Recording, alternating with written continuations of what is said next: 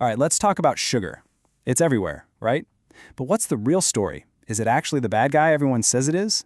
Well, we're about to get to the bottom of it. Let's dive in.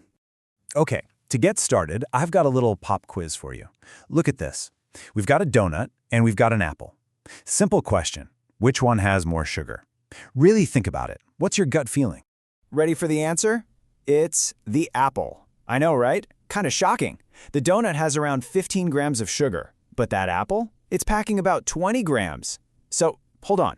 If the apple has more sugar, why are we always told to eat the apple and not the donut? That is the big question, and the answer is fascinating. It's not about how much sugar, but what kind of sugar it is.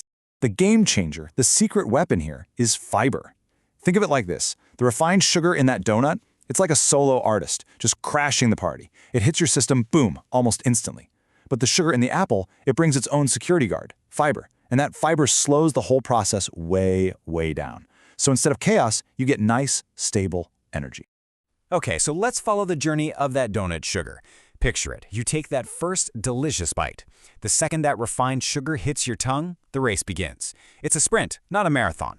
First thing that happens, whoosh, that sugar just floods straight into your bloodstream. Your blood sugar, which loves to be calm and steady, suddenly spikes, like way up.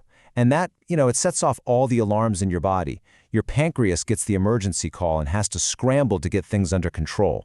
It's like your body's screaming, hey, pancreas, we need insulin, now. And the pancreas, well, it kind of freaks out. It goes into total overdrive, pumping out insulin to fight off this massive sugar wave. And get this, while your pancreas is in crisis mode, what's your brain doing? It's having the time of its life.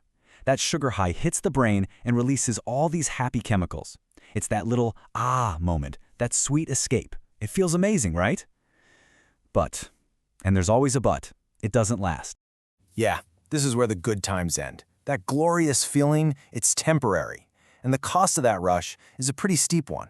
You know what they say? What goes up must come down. So, remember our panicked pancreas?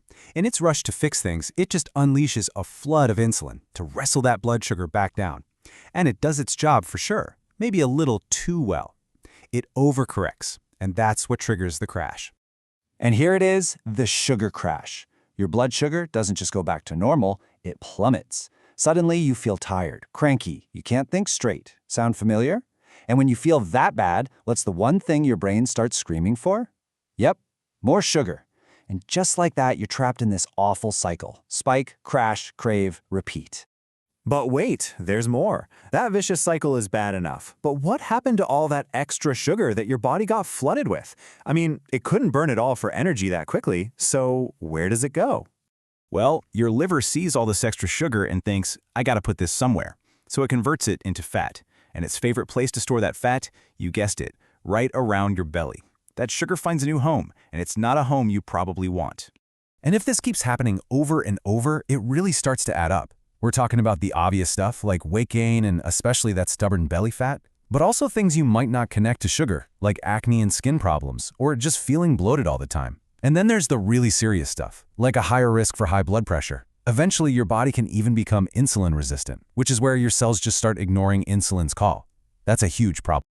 Okay, I know that all sounds pretty grim, but here's the good news, and it's really good news. What happens when you actually break the cycle? What if you get off that sugar roller coaster? Well, your body starts to thank you, and pretty quickly. Check out this timeline. We're talking just 30 days. In the very first week, a lot of people notice their face looks less puffy as the bloating goes down. By week 2, you might actually start seeing a reduction in belly fat. Then, in week 3, the good bacteria in your gut start to rebalance, which helps your digestion. And by the end of the month, your skin can seriously start to clear up. Pretty incredible, right? So, this brings us all the way back to the beginning. That question about the donut and the apple. It was never really about the grams of sugar. It's about the choice between that quick, fleeting high and your long-term health. It really makes you think, doesn't it? What is that sugar rush really costing you?